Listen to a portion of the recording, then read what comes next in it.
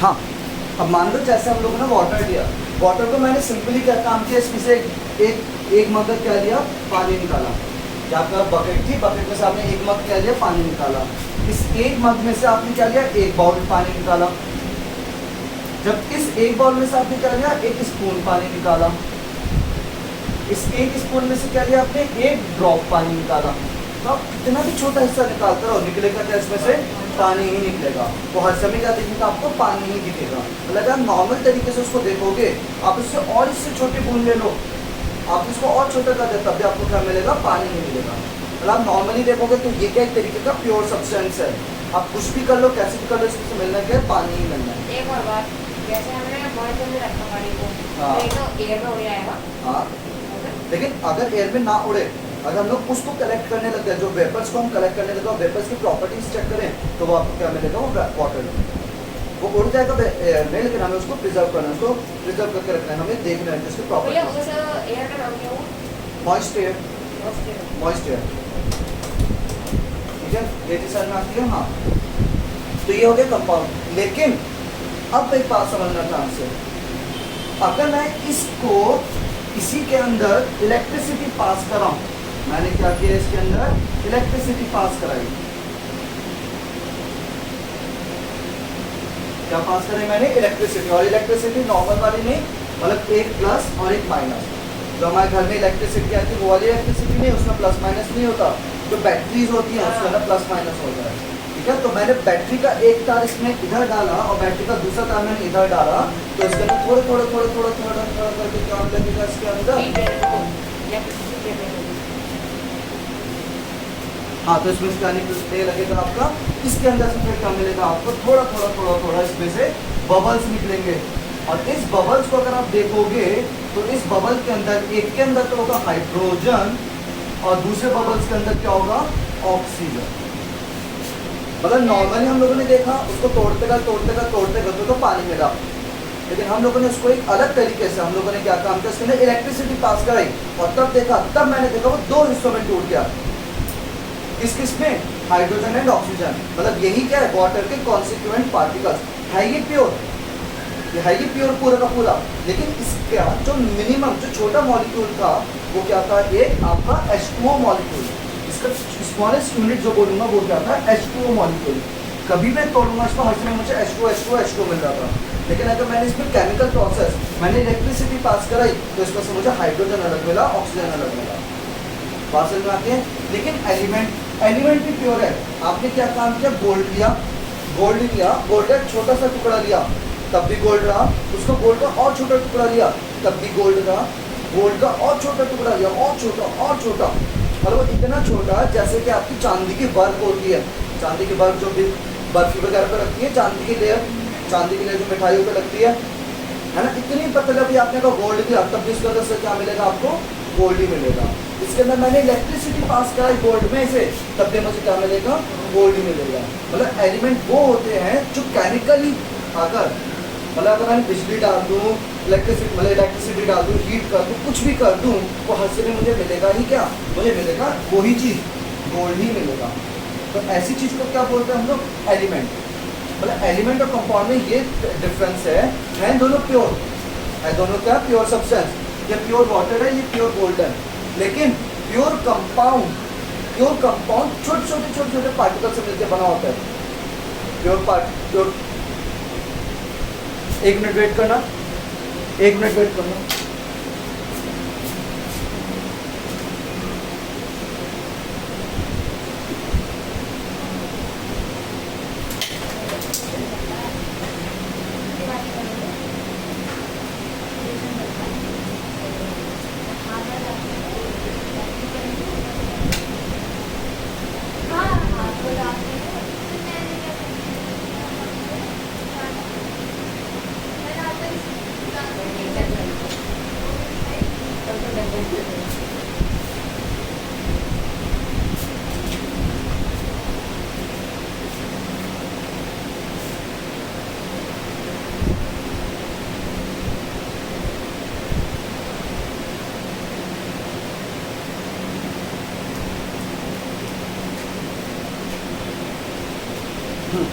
मतलब अगर मैंने क्या काम किया, अगर मैंने इसको, थोड़ी आवाज हल्की से दबी दबी आ रही होती कोई बात नहीं, लेकिन अगर मैंने गोल्ड को किसी भी तरीके से ब्रेक किया, मैंने गोल्ड के अंदर इलेक्ट्रिसिटी भी पास करूँ, तब में मुझे सिर्फ क्या मिलेगा, गोल्ड ही मिलेगा।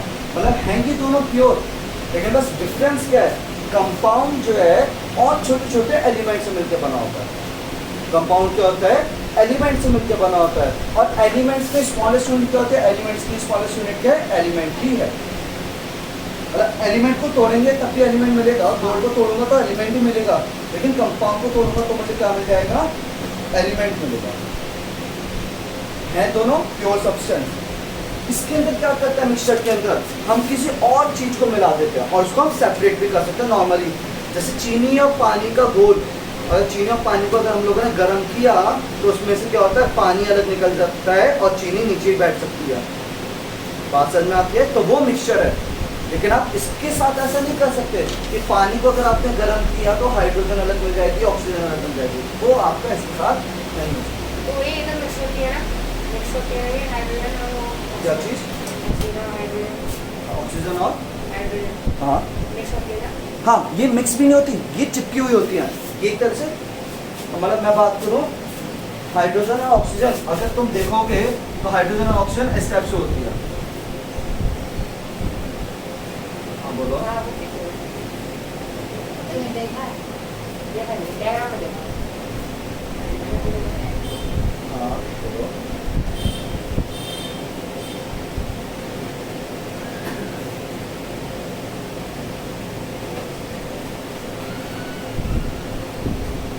हाँ वही चीज़ अभी मैंने समझाई है, अभी मैंने वही चीज़ समझाई है। आप थोड़ा सा लेट हो गए, आप थोड़ा लेट हो गए, वही चीज़ मैंने इसीलिए समझाई थी यहाँ पे। अभी मैं वीडियो शेयर करूंगा तो उसमें आप एक बार देख लेना, ठीक है। मैंने यही बताया, कंपाउंड में अगर हम लोगों ने कंपाउंड देखा तो छोटे छोटे टुकड़े भी करूंगा ना मैं, अगर उसमें एक एक स्पून करके भी निकालूंगा तभी मुझे उसमें से वाटर ही मिलेगा। लेकिन कंपाउंड के अंदर जब मैं इलेक्ट्रिसिटी पास कराता हूँ, कंपाउंड के अंदर जब मैं इलेक्ट्रिसिटी पास कराता हूँ तब वो मुझे क्या मिल जाता है, उसका H2 और O2 दो अलग अलग चीज़ें मिलती हैं। तब मुझे क्या मिलता है, H2 और O2 दो अलग अलग चीज़ें मिलती हैं। मतलब है ही प्योर, कभी भी देखोगे तो आपको क्या लगेगा, प्योर लगेगा।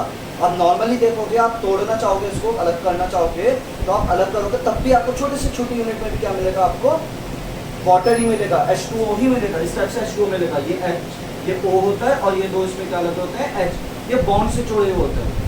ये कैसे होते हैं, बॉन्ड से जुड़े हुए होते हैं। ऐसे समझना, आज अभी समझ आ जाएगा। मिक्सचर के अंदर क्या होगा, पानी होगा और चीनी होगी, पानी होगा और चीनी, वो आपस में जुड़े हुए नहीं होंगे, ऐसा नहीं कि वो चिपके हुए हैं।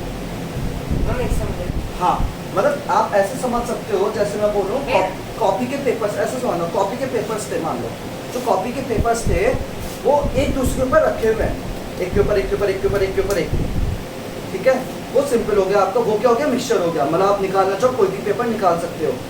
लेकिन वहीं पे अगर मैं बात करूँ, अगर मैंने उसके अंदर फेविक्विक लगा दी सारे पेपर्स पे तो क्या बन जाएगा, मोटा का मोटा एक पीस बन जाएगा, तो मैं उसको नहीं अलग कर पाऊंगा। वही चीज़ अगर उसके अंदर बॉन्डिंग हो रखी है, अगर बहुत अच्छी बॉन्डिंग हो रखी है तो वो कंपाउंड है। अगर बॉन्डिंग नहीं हो रखी है तो वो मिक्सचर है। मिक्सचर के अंदर बॉन्ड्स नहीं होते हैं और कंपाउंड के अंदर बॉन्ड्स होते हैं। कंपाउंड की छोटी यूनिट क्या होती है, कंपाउंड की छोटी यूनिट होती है एलिमेंट्स। कंपाउंड की छोटी यूनिट क्या होगी, एलिमेंट्स। सुनते रहना, बहुत ही सही से समझाऊंगा। मिक्सचर, जैसे मिक्सचर का एक एग्जाम्पल क्या होगा, शुगर सॉल्यूशन, शुगर सॉल्यूशन। तो शुगर सॉल्यूशन के अंदर क्या चीजें मिलेंगी आपको, शुगर सॉल्यूशन के अंदर, शुगर सॉल्यूशन चीनी का पानी। शुगर सॉल्यूशन क्या होता है, चीनी का पानी। अगर उसके अंदर आप देखोगे तो उसके अंदर क्या मिलेगा, या तो शुगर मिलेगी और क्या मिलेगा, वाटर मिलेगा। और कल मैंने बताया था शुगर क्या है, एलिमेंट है, कंपाउंड है, क्या है, शुगर क्या है, एलिमेंट है, कंपाउंड। वाटर क्या है, वाटर है एलिमेंट, कंपाउंड। वाटर भी क्या है, कंपाउंड। ये बताया था H2O, वाटर भी क्या है, कंपाउंड। ये कंपाउंड कंपाउंड से मिलके क्या बनता है, मिक्सचर। लेकिन जो कंपाउंड होता है वो एलिमेंट से मिलके बनता है। कंपाउंड कैसे मिलता है आपको, एलिमेंट से मिलके बनता है और इसके अंदर बॉन्डिंग होती है। और एलिमेंट्स की अगर सिर्फ एलिमेंट्स की बात करूँ तो एलिमेंट्स सिर्फ एलिमेंट होता है, एलिमेंट के अंदर कुछ और मिलेगा ही नहीं। आप कितना ही तोड़ लो, कितना ही मार लो, इसको कुछ भी कर लो, कैसे भी कर लो, ये कभी भी अलग नहीं होंगे, और अलग हो भी गए तब भी आपको क्या मिलेगा, एलिमेंट ही मिलेगा। मतलब गोल्ड में कितना ही छोटा टुकड़ा निकालूं, इतना सा टुकड़ा निकाल लूँ तब भी उसमें मुझे से मिलेगा क्या, गोल्ड ही मिलेगा। लेकिन कंपाउंड का अगर मैं थोड़ा थोड़ा टुकड़ा करूँ तब तो नॉर्मल कंपाउंड, लेकिन अगर मैं उसमें इलेक्ट्रिसिटी पास कराऊँ तो हो सकता है उसका ऑक्सीजन अलग और हाइड्रोजन अलग बन जाए। जैसे बहुत सारे होते हैं कंपाउंड बहुत सारे अनगिनत होते हैं, लेकिन एलिमेंट्स टोटल हमारे पास कितने होते हैं, 118। कंपाउंड में एक और चीज, जैसे मैंने बोला, मान लो NaCl है, NaCl बोले तो नमक, NaCl क्या होता है, नमक। सोडियम क्लोराइड, सोडियम क्लोराइड ये क्या होता है, एक तरीके का नमक होता है। तो अगर नमक देखोगे, नमक का कितना भी छोटा टुकड़ा कर लो, कितना भी छोटा टुकड़ा कर लो, क्या आपको सोडियम और क्लोरीन अलग मिलेगा भी से, नहीं। लेकिन अगर मैं केमिकली इसको अलग करना चाहूँ तब मैं सोडियम अलग कर सकता हूँ, क्लोरीन अलग कर सकता हूँ। लेकिन ऑक्सीजन, अगर ऑक्सीजन की बात करूँ, ऑक्सीजन को तुम केमिकली भी तोड़ोगे ना तभी तुम्हें क्या ही मिलेगा, सिर्फ ऑक्सीजन ही मिलेगा, ऑक्सीजन के अलावा कुछ और मिल ही नहीं सकता। ये चीज समझ में आती है पक्का, यहाँ तक समझ में आया आप लोगों को। तो एलिमेंट के अंदर सिर्फ और सिर्फ क्या मिलता है आपको, एलिमेंट ही मिलते हैं। कंपाउंड को अगर केमिकली, देखो मैं वर्ड बोलूँ केमिकली, फिजिकल प्रोसेस होता है, केमिकल प्रोसेस होता है। अगर केमिकली तोड़ूंगा तो केमिकली तोड़ने पे मुझे क्या मिल जाएगा, उसके अंदर से एलिमेंट्स मिलेंगे। बात समझ में आती है थोड़ी सी, ठीक है। और मिक्सचर के अंदर तो पूरे कंपाउंड्स मिले होते हैं, और मिक्सचर को आप नॉर्मल तरीके से अलग कर भी सकते हो।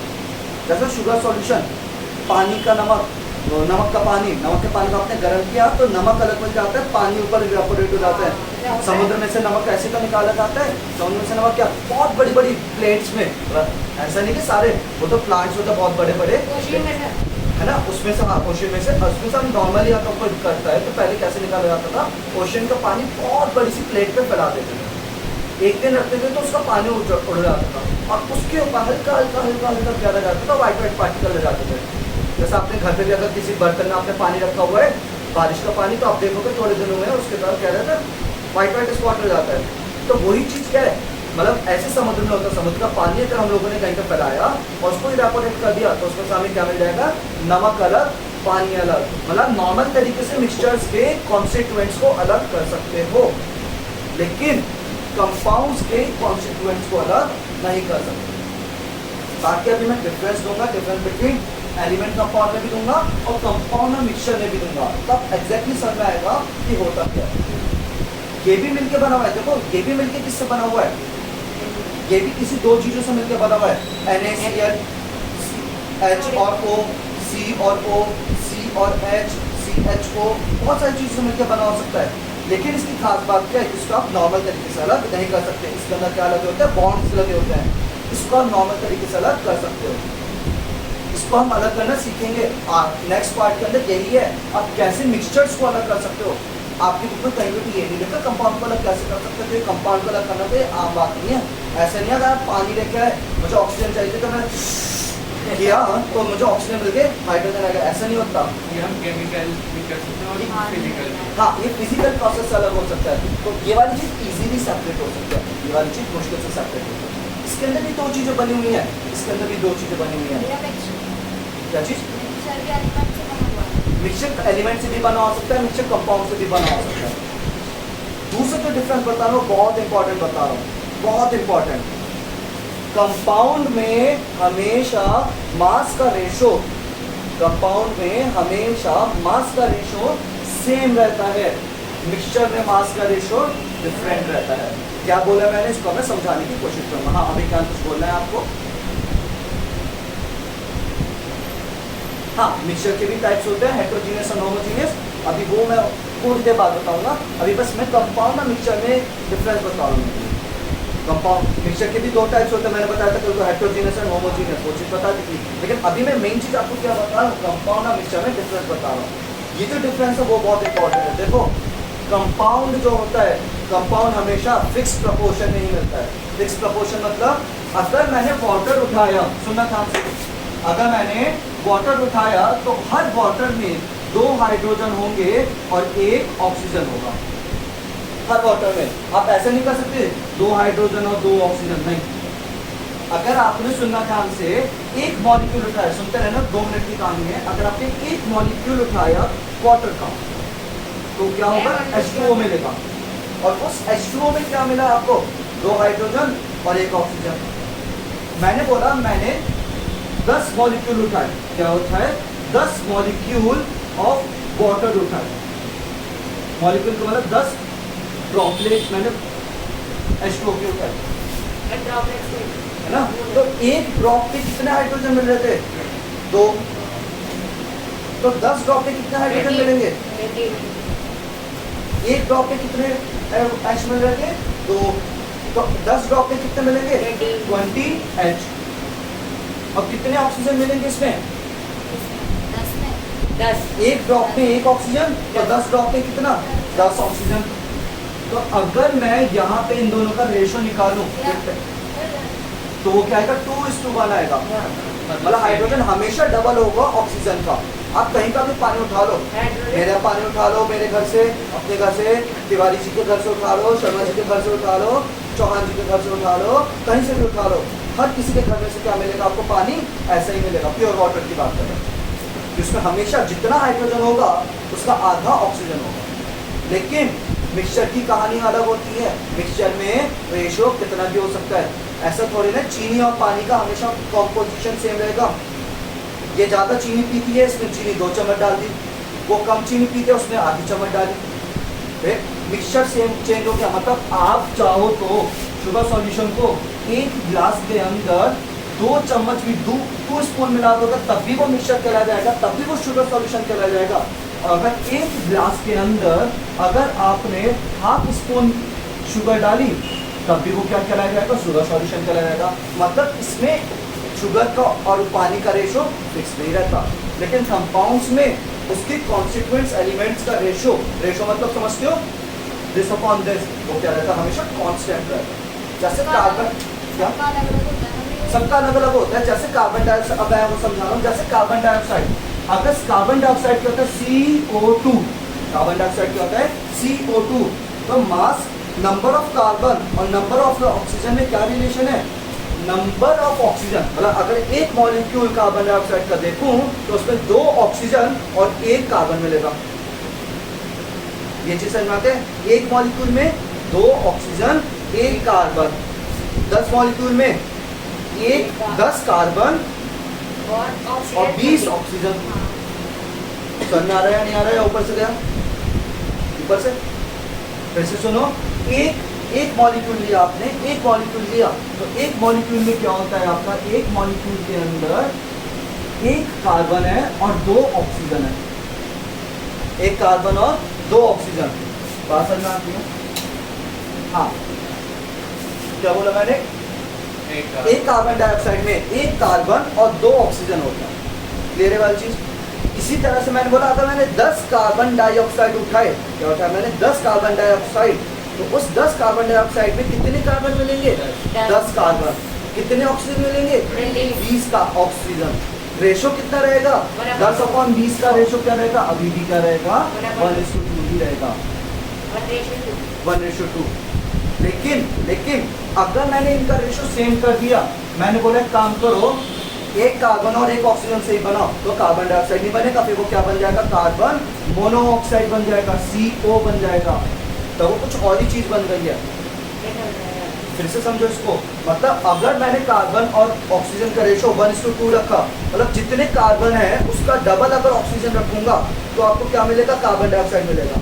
लेकिन अगर आपने इनका प्रोपोर्शन चेंज कर दिया, आपने इनकी क्वांटिटीज कम ज्यादा कर दी, कि कार्बन ज्यादा ले लिया ऑक्सीजन कम ले लिया, तब वो कुछ और चीज बन जाएगी। जैसे ये कार्बन डाइऑक्साइड में अगर आपने बोला कि मैं नंबर ऑफ कार्बन और नंबर ऑफ ऑक्सीजन बराबर लेके बनाता हूँ, तो वो कार्बन डाइऑक्साइड ही बनेगा, फिर वो क्या बन जाएगा, कार्बन मोनोऑक्साइड बन जाएगा। ये चीज समझ में आती है, सबको समझ में आती है वाली चीज। इसी तरह से और समझते रहना, सुनते रहना इसी बात को। लेकिन अगर मैंने 1 गिलास चीनी, 1 गिलास पानी में 1 चम्मच चीनी डाली तो क्या बनेगा, शुगर सॉल्यूशन। अगर मैंने 1 गिलास उसमें पानी में 4 चम्मच चीनी डाली तब क्या बनेगा, वो तब भी शुगर सॉल्यूशन। मिक्सचर में आप कुछ भी प्रपोर्शन ले लो, मिक्सचर हमेशा मिक्सचर चला जाएगा। लेकिन नाम से कह सकते हो, नाम से पता चला, लेकिन डिफरेंस पॉइंट में आता है। तो कंपाउंड और मिक्सचर में बहुत बड़ा डिफरेंस है, बहुत बड़ा डिफरेंस है। कंपाउंड्स को तोड़ोगे तो हमेशा आपको एलिमेंट ही मिलेगा। कंपाउंड्स को तोड़ोगे तो क्या मिलेगा? सिर्फ और सिर्फ एलिमेंट मिलेगा। मिक्सचर को तोड़ोगे तो हो सकता है एलिमेंट मिल जाए, हो सकता है कंपाउंड मिल जाए, हो सकता है दोनों मिल जाए, हो सकता है सिर्फ कंपाउंड मिले, हो सकता है एलिमेंट मिले। जैसे शुगर सॉल्यूशन को तोड़ेंगे तो पानी और शुगर मिलेगा, बात समझ आती है, पानी और शुगर मिलेगा। लेकिन अगर आपने किसी एलॉय को तोड़ा, एलॉय क्या बना होता है? मेटल से मिलकर बना होता है, और अगर उसको तोड़ेंगे तो उसमें आपको क्या मिल सकता है? आपको एलिमेंट मिल सकते हैं, कार्बन, ऑक्सीजन, मतलब कार्बन, आयरन और आपका वेनेडियम, क्रोमियम, तो वो सब क्या आपके एलिमेंट्स है। तो ये चीज़ कुछ समझ में आई आपको? कंपाउंड और मिक्सचर में डिफरेंस समझ में आया कुछ पक्का? हाँ विज्ञान बोला पर आपको समझ में आया?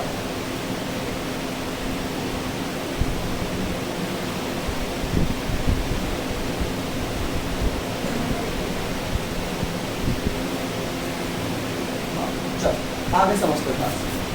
तो ये हो गया आपका पूरा का पूरा एलिमेंट और कंपाउंड। अभी एलिमेंट और कंपाउंड की और प्रॉपर्टीज देखते हैं। मैं एक स्टोरी होता है, एक कार्बन दो ऑक्सीजन, ओ दो ऑक्सीजन, कार्बन और ऑक्सीजन का रेशो हमेशा फिक्स होता है ना, कार्बन डाइऑक्साइड कार्बन ज़्यादा डाइऑक्साइड ज़्यादा होता है।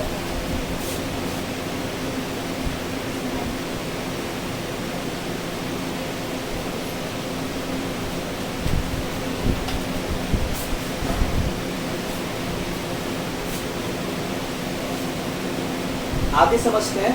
एलिमेंट्स का फर्दर क्लासिफिकेशन होता है, एलिमेंट्स का और क्लासिफिकेशन होता है। कैसे? एलिमेंट्स का क्लासिफिकेशन कैसे होता है? हाँ जी, एलिमेंट्स जो है 3 तरीके के पाए जाते हैं। अगर ये 118 एलिमेंट्स में देखेंगे तो लगभग 94 या 92 आपके इसमें हाँ होगा भैया, हाँ, metal, non metal and metalloids. Elements को देखेंगे तो 118 टाइप के 118 होते हैं। नंबर कितने? 118, 118। उन 118 में कुछ मेटल्स होते हैं, कुछ नॉन मेटल्स होते हैं, और सही बोला, कुछ मेटलॉइड्स होते हैं। अभी मेटल, नॉन मेटल और मेटलॉइड क्या क्या प्रॉपर्टी है समझते हैं। इनकी प्रॉपर्टीज होती है, क्या प्रॉपर्टीज होते हैं समझते हैं। मेटल का example, metal gold, silver, copper, iron हो गया, एल्यूमिनियम हो गया, ये सब क्या है? मेटल है।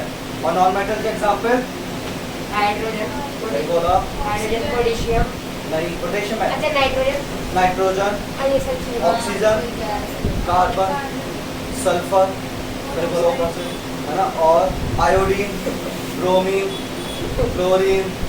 इधर ऊपर से तुमसे ऊपर बैठा है भाई, ऊपर से आवाज आ रही है। फॉस्फोरस किसमें? मेटल में, नॉन मेटल में? नहीं, एक मिनट रुकना।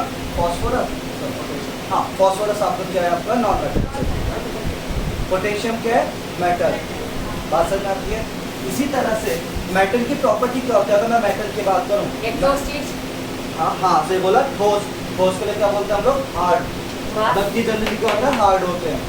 नॉन मेटल क्या होता है? Generally soft. और सॉफ्ट भी नहीं, बल्कि मैं बात करूँ और अच्छे से समझाऊँ, मेटल हमेशा सॉलिड में मिलते हैं। मेटल हमेशा किसमें मिलते हैं? सॉलिड में। नॉन मेटल, मेटलॉइड की बात करेंगे। नॉन मेटल हमेशा गैसेस स्टेट में मिलती है। नॉन मेटल हमेशा किसमें मिलता है? गैसेस में। इसमें आते हैं एक एक exception. All metals are solid, फिर से सुनना, all metals are solid except, कौन बताएगा कौन सा मेटल सॉलिड नहीं है? कैसे पक्का आवाज आएगी? बताओ, ऐसा मेटल जो सॉलिड नहीं हो। मरकरी, मरकरी जो होता है वो क्या होता है? लिक्विड स्टेट में आया होता है। और मरकरी कैसी, कहाँ देखी है मरकरी? कहीं देखी आप लोगों ने मरकरी? थर्मामीटर, बिल्कुल है ना, थर्मामीटर। पहले मुझ पर थी मरकरी, रहने लगती थी, बच्चों में खो दी उसको। वो छोटी छोटी होती है, पानी की तरह होती है, हाथ में लेंगे तो कभी इधर गिरेगी, कभी इधर गिरेगी। टूटती नहीं है ऐसा। थर्मामीटर तोड़ देते तो निकलता हाँ मैंने कहा थर्मामीटर तोड़ा था, मम्मी ने कहा मुझे तोड़ा मार दो। लेकिन वैसे बात है यहाँ से मतलब दफा यहाँ से कोई नहीं क्या? वहाँ से कहाँ से लाई जाएगा यहाँ से कोई नहीं। हाँ पॉइजनस नहीं, टॉक्सिक बोलेंगे, पॉइजनस बोलेंगे एक्चुअली उसको इनहेल, उसको ऐसे नहीं करना है, बस आप खेल लो उसका तो हैंड वॉश कर दो। मतलब खेलना नहीं है, मतलब अगर आपको देखना है तो आप देख लो उसके जो पार्टिकल्स होते हैं तो बहुत बड़े हार्मफुल होते हैं, टॉक्सिक होता है। हाँ इनहेल करने से, या फिर कभी कभी बच्चा, छोटे बच्चे क्या करते हैं, छोटे बच्चे क्या करते हैं, थर्मामीटर होता है, थर्मामीटर दे देते हड्डी की तरह चबा देते हैं उसको और मरकरी उनके पेट में चले जाते हैं, तो वो बहुत ज़्यादा नुकसान देते हैं। एक तो कांच और उसका मरकरी भी, तो दोनों चीज़ें आपकी हार्मफुल होती हैं। तो उसके लिए फिर क्या किया गया, डिजिटल थर्मामीटर आने लगता है। और काट लो जितना काटना कुछ फर्क नहीं पड़ना उसको, ठीक है सर बात है। तो mercury is the liquid metal, only metal which is liquid in state is mercury. यहाँ पे टर्म्स एंड कंडीशंस है छोटी सी, वो मैं बताऊंगा बाद में, ठीक है। यहाँ पे कौन सी चीज़ होगी ना, यहाँ पे लिखना है। इधर टॉक्सिक, ठीक है अभी, हाँ इधर टॉक्सिक, ये चीज टॉक्सिक, टॉक्सिक वाली चीज नहीं, मेटल्स जो है सारे लिक्विड में से मरकरी होता है, मैंने अभी बोला लिक्विड स्टेट में कौन सा होता है, सिर्फ मरकरी। लेकिन एक और होता है, दो और। उसे मरकरी बोलते हैं उसको। अगर आपका एग्जाम में कभी भी क्वेश्चन आ जाए, यहाँ पे क्वेश्चन एम्बिगुअस आता है, एम्बिगुअस मतलब दो तरफा क्वेश्चन हो सकता है यहाँ पे। कैसे, अगर आपका एग्जाम में आया, चलो यही बता देता अभी 2 मिनट लगेगा। देखो मेटल होते क्या है, सॉलिड एक्सेप्ट मरकरी, नहीं सोडियम नहीं, सोडियम सॉफ्ट होता है लेकिन हार्ड ही होता है, सॉलिड ही होता है। मरकरी, सीजियम एंड गैलियम, ठीक है। गैलियम भी कभी कभी नहीं दिया हुआ, आप सिर्फ इन दो की बात समझते हैं, गैलियम आप देखेंगे। देखो मरकरी हमेशा लिक्विड स्टेट में रहेगी, आप यहाँ पे देखोगे, ठीक है। सीजियम का क्या कहानी है, सीजियम की ये कहानी होती है कि 30 डिग्री से कम, मतलब सर्दियों में ये सॉलिड होता है, और 30 डिग्री से ज्यादा होगा टेम्परेचर तो लिक्विड होता है। ये होती है क्या चीज होती है किसको होती है? तो अब यही है, ये सॉलिड भी है लिक्विड भी है। तो अगर एग्जाम में आपका आ जाए right an example of liquid metal, right an example of liquid metal, तो आप कौन सा लिखोगे, सिर्फ मरकरी लिखोगे। लेकिन अगर फिलिंग द ब्लैंक्स में 2 ब्लैंक खाली हो जाए तो वहां पे क्या लिखा जाएगा, mercury and caesium, mercury and caesium. या फिर ऑब्जेक्टिव क्वेश्चन है, which of the following is liquid in state, mercury, cesium, none of these, all of these, तो क्या लगा जाएगा, all of these। मतलब अगर इसके लिए ऑप्शन है तभी लिखा जाएगा, अगर इसके लिए कोई जगह नहीं है तो आप प्रेफरेंस हमेशा इसको दोगे। और अगर एक ही आंसर पूछा गया है तो आप हमेशा मरकरी लिखोगे, अगर एक ही आंसर पूछा गया तो आप क्या लिखोगे, मरकरी लिखोगे। लेकिन अगर 2 ब्लैंक खाली हैं तो आप मरकरी और सीजियम लिखोगे। क्या चीज, सॉलिड एक्सेल मैंने बताया, मतलब ये लिक्विड में है। लेकिन अब मैं फिर बोल रहा हूँ, अगर सिर्फ लिक्विड का एक एग्जाम्पल पूछा जाए, कैल्शियम मरकरी है, कैसे मरकरी नहीं है, कैसे सीजियम अलग चीज, कैसे नहीं सीजियम अलग चीज है, मरकरी अलग चीज है। जैसे सिल्वर अलग है, गोल्ड अलग है, दोनों अलग अलग प्रॉपर्टीज है, ऐसे मरकरी अलग है, सीजियम अलग है, दोनों प्रॉपर्टीज अलग अलग है। बस ये हर टेम्परेचर पे लिक्विड में रहता है, ये हर टेम्परेचर पे लिक्विड पे रहता है, और ये अबव 30 डिग्री पे लिक्विड रहता है। 30 डिग्री से अबव टेम्परेचर होगा तब ये लिक्विड रहता है। लेकिन एग्जाम में अगर ऑप्शन आ गया, 2 ऑप्शन होंगे खाली, तो आपको दोनों एग्जाम में लिखने हैं। अगर एक ऑप्शन खाली है तो सिर्फ और सिर्फ मरकरी लिखना है, सीजियम मत लिख देना। जो आपने थर्ड बताया वो हाँ नहीं, विंटर्स में आप देखोगे तो विंटर्स में आपको सॉलिड नहीं मिलेगा, विंटर्स में टेम्परेचर, हाँ आज समझ में हाँ समझ में आपको ये मिलेगा। और जो आपने थर्ड बताया वो कह रहे हैं, वो रहा है, वो आ रहा है ही नहीं आपको समझ। मतलब इस समय लिक्विड है, इस समय लिक्विड है, इस समय क्या है वो लिक्विड, इस समय का टेम्परेचर 35, 34, 32 इस से चलता है, ठीक है। अब एग्जैक्टली आपको ये नहीं देखना कि आज का टेम्परेचर क्या है, कल का टेम्परेचर, बस मैंने बता दिया 30 डिग्री, ठीक है। अप्रॉक्सीमेट समर्स और विंटर का क्वेश्चन आने तब आप कर देना, नहीं तो आपको वैसे इतना हाई लेवल क्वेश्चन नहीं आता है, जैसे मैंने आपको बताया, बात समझ में आती है। चलो समझते ध्यान से। नॉन मेटल हमेशा कैसे होता है? Non metals are always gaseous. Non metal हमेशा कैसे होते हैं? आपके गैसेस स्टेट में होते हैं। नाइट्रोजन, आयोडीन, तो नाइट्रोजन, ऑक्सीजन, ठीक है, और सल्फर, कार्बन, चलो ठीक है, कार्बन भी लिखते हैं ना, कार्बन, और क्या हो गया आपका? आयोडीन, और फ्लोरीन, और हीलियम, हीलियम, आर्गन, क्रिप्टम, पोटेशियम, ठीक है, ये सब पोटेशियम सॉलिड है, वो आपका मेटल है। तो ये सब क्या गैसियस है, एक्सेप्ट ब्रोमीन। इसमें एक्सेप्शंस क्या है? ब्रोमीन, ब्रोमीन इसका एक्सेप्शन है। ब्रोमीन कैसा है? लिक्विड स्टेट में मिलता है। ब्रोमीन कैसे मिलता है? लिक्विड स्टेट में। The only metal which is liquid in state, the only metal which is liquid in state, अरे बताना है। ब्रोमीन। ओनली, अबे ना दूंगा, क्या? क्वेश्चन सुना। बोला only metal which is liquid in state, mercury.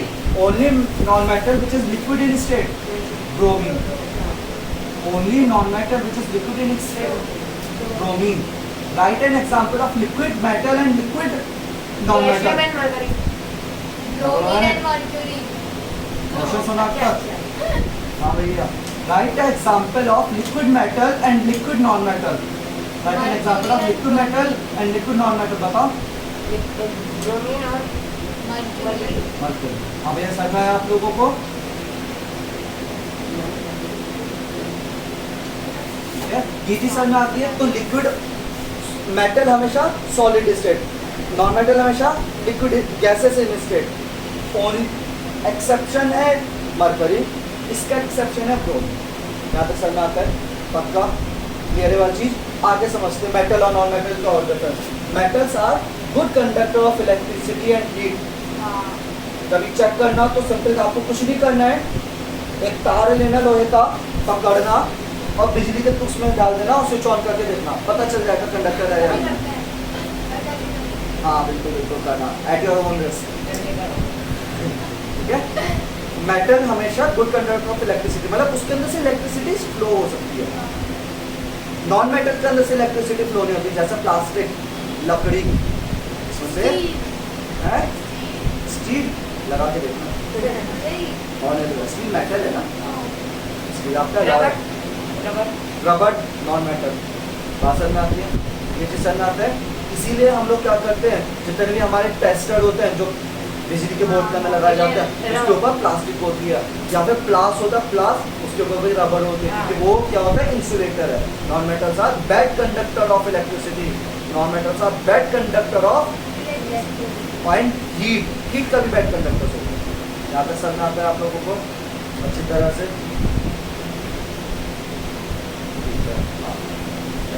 यहाँ तक सबको समझ में आ गया? पक्का। मेटल नॉन मेटल के बारे में। तीसरी प्रॉपर्टी क्या है? सोनरस, नहीं वो नहीं, मेटल है सोनरस, SONOROUS। इसका मेटल नॉन मेटल क्या है? नहीं property, Which can produce sound? which can produce sound। Spelling गलत है क्या सोनरस की? SONOUROUS। S- SONOUROUS। भैया तुम लोगों के बुक का जरा देखना, एन के बाद ओ है कि नहीं है? नहीं मुझे नहीं पता, बहुत आप कह रहे थे ना कि आपने बोली एंड वो नहीं था, और आपने मैंने इसकी कुछ सोनरस, सोनरस, सोनरस मतलब क्या होता है? अगर आप किसी भी अगर आप किसी भी मैटर पे मार कर टक टक के तो कैसे आती है? रिंगिंग साउंड आएगी। लकड़ी पे मार के देखो, नहीं आएगी। भगोने पे मार के देखो, है? भगोने पे। हाँ भगोने पे, बर्तन पे मार के देखो, लकड़ी पे किसी पे मार के देखो तो आपको रिंगिंग साउंड नहीं आती। हाँ, तो रिंगिंग साउंड जो होता है उसको हम क्या बोलते हैं? सोनरस बोलते हैं। ठीक है, देखो मार के देखो एक दूसरे मुंह पे, आवाज नहीं आएगी रिंगिंग साउंड, क्योंकि आप लोग क्या नॉन मेटल। ठीक है, चलो तो ये चीज समझ में आते हैं, सोनरस चीज समझ में आती है। चौथी प्रॉपर्टी होती है मैलिएबल। क्या बोला मैंने? Malleable, MALLEABLE, malleable. मैलिएबिलिटी भी बोलते हैं। मैलिएबिलिटी क्या होती है? किसी भी चीज को ठक ठक ठक ठक ठक ठक ठक ठक करके फ्लैट प्लेट में बना देना, वो होता है malleability. The phenomena of converting a block into thin sheets bye beating, ठोक ठोक के उसको पतली शीट में बनाना, इसको हम क्या बोलते हैं? मैलिएबल। क्या ऑक्सीजन को हम पतली शीट्स में बना सकते हैं? नहीं। नहीं बना सकते। क्या हम लोहे को बना सकते हैं? हाँ बना सकते। तो metals are malleable, non metals are non malleable. बात समझ में आता है? पक्का? इसमें भी एक्सेप्शन है भैया, अगर लिक्विड स्टेट में है तो क्या उसको आप थिन शीट में बना सकते हो? नहीं। तो इसका भी एक्सेप्शन क्या हो गया आपका? मरकरी। बात समझ में आती है भैया? ऊपर आप लोगों को, बालकनी वालों को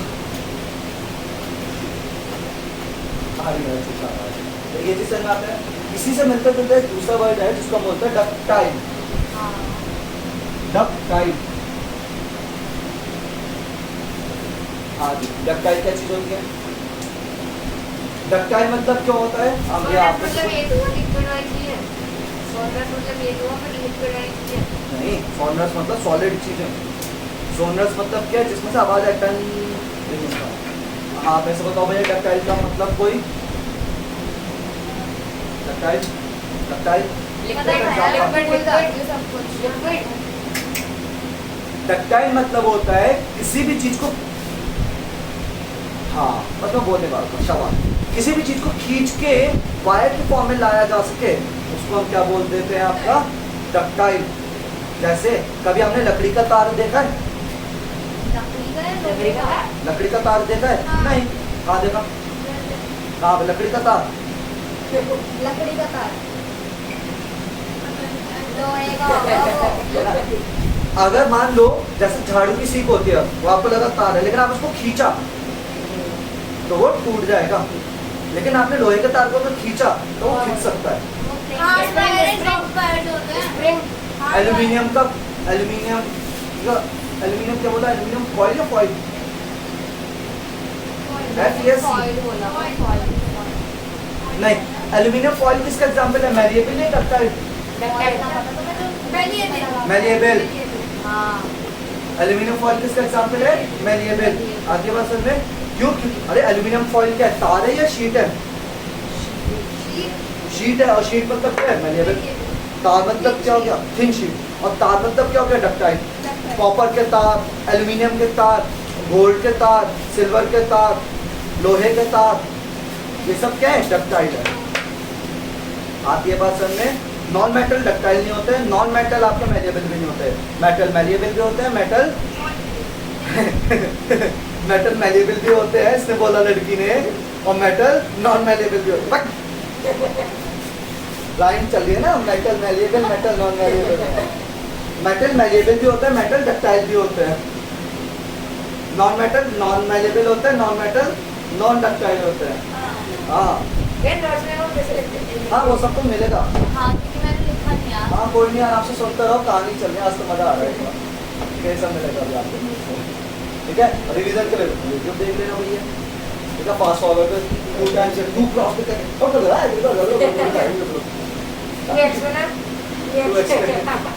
चल, ये चीज समझ में आती है। और प्रॉपर्टीज क्या है मेटल नॉन मेटल की भैया? कुछ और अच्छा, मेटल नॉन मेटल। अब बात करते हैं, अब बात क्या चीज? हाँ हाँ हाँ सही बोली, चमकीला चमकीला, नहीं ये तो बोलना शाइनिंग सरफेस होती है, मेटल्स लस्ट्रस। हाँ, मुझे बहुत है ना लुमिनियस क्या लुमिनियस है लुमिनियस है ना? मजा नहीं आ रहा? नहीं आ रहा है ना? एकदम बोलो। हाँ ठीक है, अरे आ रहा है। चलो अभी क्या बोल रहे थे हम लोग? लस्ट्रस। लस्ट्रस मतलब क्या होती है? चमक। मेटल्स में चमक होती है, गोल्ड में चमक, सिल्वर में चमक, स्टील में चमक, एल्यूमिनियम में चमक, कॉपर में चमक, लकड़ी में लकड़ी में चमक नहीं होती है, ठीक है? लकड़ी में कोई चमक नहीं होती है। और अभी ये बोलोगे कि सर कॉपर जो होता है आयरन में चमक नहीं होती, लेकिन ऐसा नहीं, आयरन में भी चमक होती है। आयरन नहीं, ये तो स्टील है। आयरन को जब आप काटते हो, जैसे आपने कोई लोहे का सरिया लिया, उसको काटा, तब आपने उसको देखा तो ब्लैक कलर की शाइनिंग सरफेस दिखती है। ऊपर से रेड रेड रेड इसलिए रहता है क्योंकि उसमें कोरोजन हो जाता है। कोरोजन मतलब जंग लग जाना है। अगर जंग हटा दूंगा उसको तो क्या हो जाएगी, चमकदार हो जाएगा। आयरन भी क्या हो जाता है, चमकदार हो जाता है, बस वो काले रंग का चमकता है। गोल्ड आपका गोल्डन कलर का चमकता है, सिल्वर आपका सिल्वर तरीके से चमकता है, चमकता तो है। बात समझ में आती है, ये चीज समझ में आती है।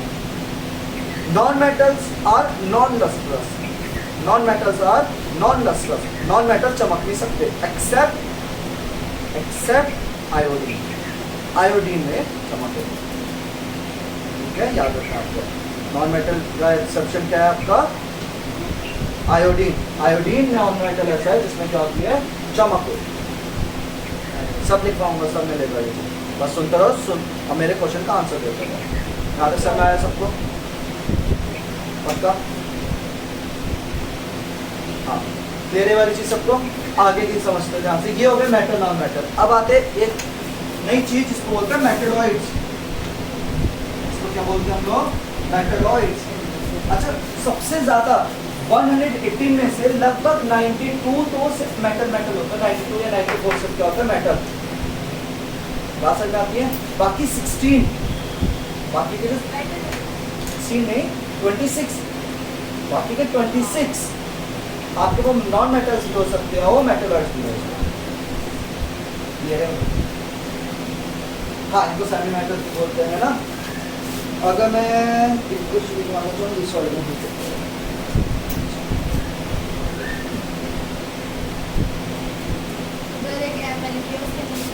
केमिस्ट्री लंबी सी कहानी।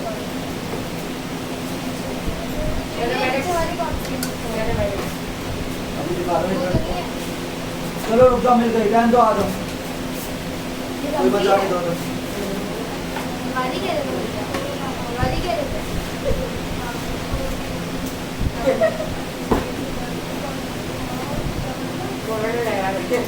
आपने कुछ क्लियर भी बोला ना, बट क्या आयरन पर वो काट दो। आयरन का काटते हैं, पता है? शेल्स पर मेटल नॉन मेटल दोनों। मेरे कच वाले को क्या बोला ना,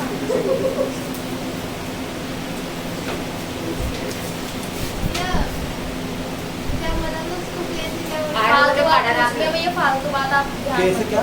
क्या बोला था, कैसे मिसली वर्ड? अरे आयरन को काट के आपने गोजोनॉन में बोला था, क्या बोला था? प्लस अरे जंग वो कहते हैं, जंग को कोरोजन। कोरोजन, तो क्या कौन बस एक चीज दिखा रहा हूँ मैं आप लोगों को, आपको थोड़ा आइडिया लगेगा मेटल कितने, नॉन मेटल कितना, मेटलॉइड्स कितने। ये रहा 381।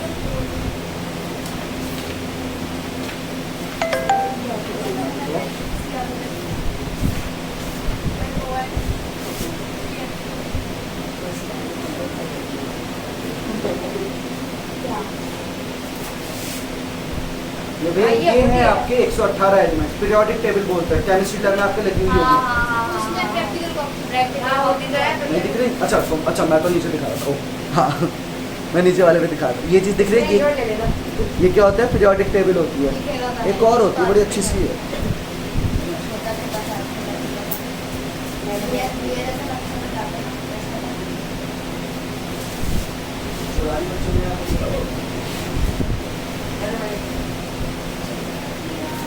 ओहो चक्कर ये नहीं चलते यहाँ पे गाने वाले। ये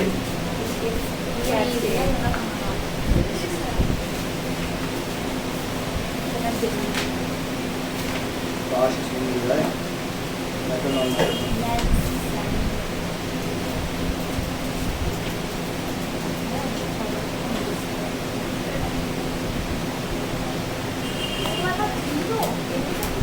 हाँ जी, ये है, इधर देखना, ये कलरफुल है, यहाँ पे आपको थोड़ा समझ में आएगा।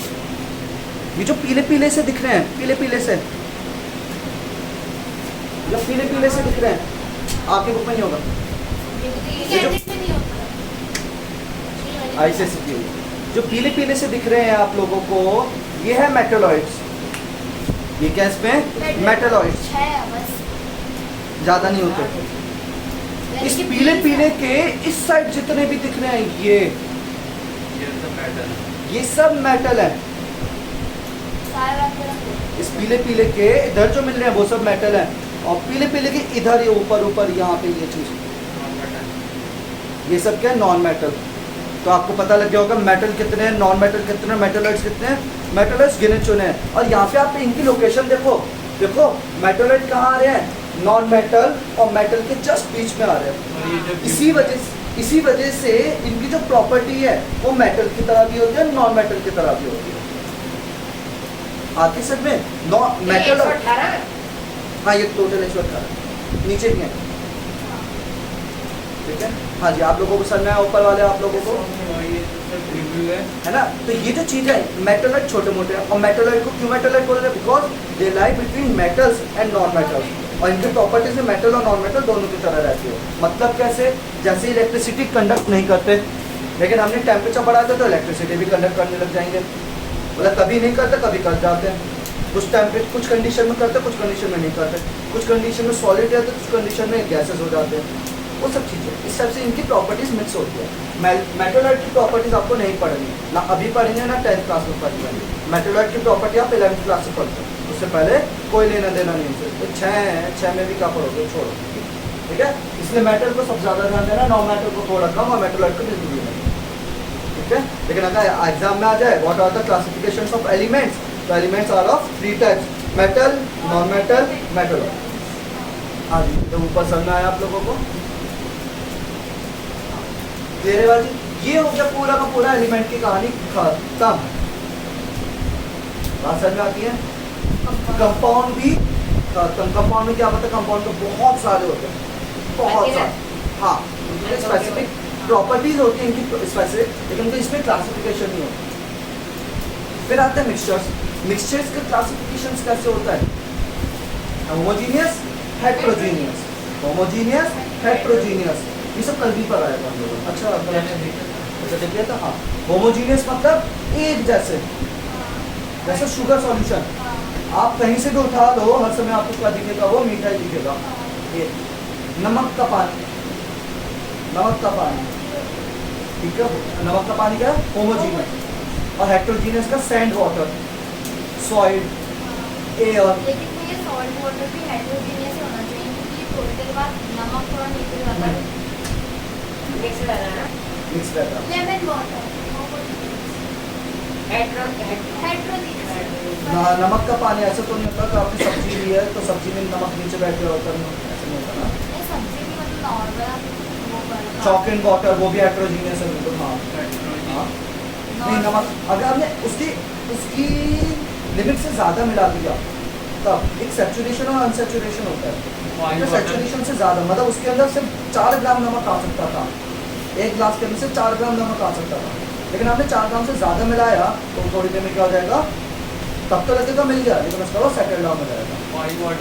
Oil water is the example of heterogeneous. यहाँ पे सर में आता है होमोजीनियस और ऑयल हेट्रोजीनियस। किससे बनता है, ऑयल ऑयल यार, ऑयल का बेसिक कंपोनेंट आपका कार्बन ही है। प्लांट से बनने वाली ज़्यादातर चीज़ें, प्लांट्स के अंदर लगभग कार्बन बहुत होता है। हमारे कार्बन डाइऑक्साइड होता है, ऐसा मान के चलो हमारी लिविंग बींग्स जितने भी हैं उस लिविंग बींग्स के अंदर कार्बन बहुत ज़्यादा क्वांटिटी में मिलता है। हम लोगों का एनर्जी किससे मिलती है, ग्लूकोज से।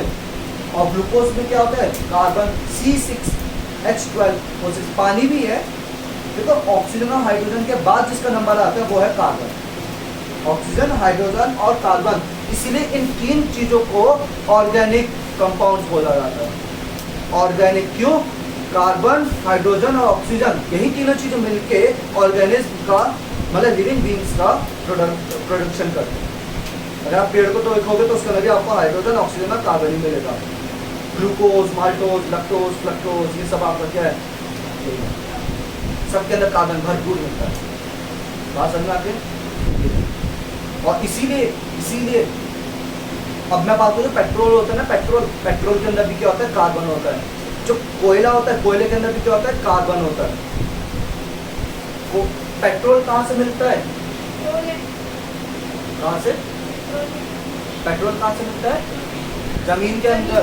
फॉसिल फ्यूल नामक एक चीज होती है, फॉसिल फ्यूल। और फॉसिल फ्यूल क्या होते हैं, जब भी लिविंग बींग्स मर जाते हैं तो जमीन के अंदर जब होते हैं, जो हजारों साल पहले मरे थे वो जमीन के अंदर जो दबे हुए थे, इसे खेलते नहीं है, इसको मुंह में नहीं लेते और बीमार पड़ जाते हैं। मैडम खेलने की चीज नहीं है, घर से कुछ और खेलने को लाना। इस पे ना ये देखिए, यही मास्क है, मास्क। हाँ ठीक है, इसको वापस टच मत किया करो, तुम्हारे ही नुकसान है। देखो भैया यहाँ पे तो कोई प्रॉब्लम नहीं है, लेकिन तुम लोगों की आदत पड़ जाती है मास्क को छूते रहने की। बाहर गए मास्क को छुआ और फिर उसी मास्क को ऐसे कर दिया, फिर उसी मास्क को ऐसे लगा लिया, फिर यहाँ लगा लिया। प्रॉब्लम तो नहीं है, इसको आदत बना के रखो। एक तो आँख में हाथ को नहीं, भैया कुछ अभी यहाँ पे कोरोना वाली चीज़ भी बता देता हूँ, कभी भी आँख में हाथ मत लगाना इस समय। फेस में मत करो। हाँ बिल्कुल भी, कान में भी नहीं, नाक में भी नहीं।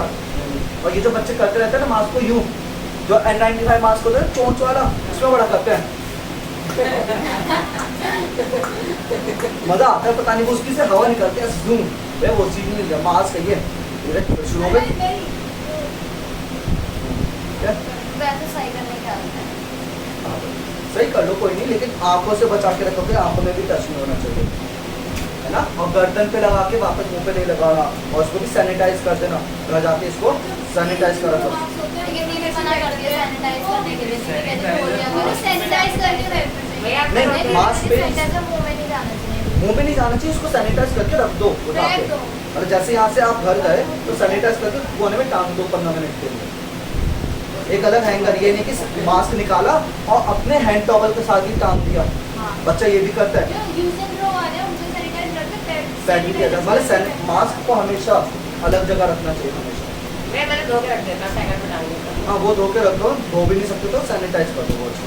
लेकिन कभी भी टॉवल के साथ मत करना, पता टॉवल पे लगाया, टॉवल पे पार्टिकल चले गए, फिर वही आपने मजा आ गया आज तो, है ना, वो चीज़ नहीं। चलो जाओ भागो यहाँ से, मजा आना दोबारा यहाँ पे। क्या ये गए ये सब तो है, हाँ पर्व बचा हुआ है।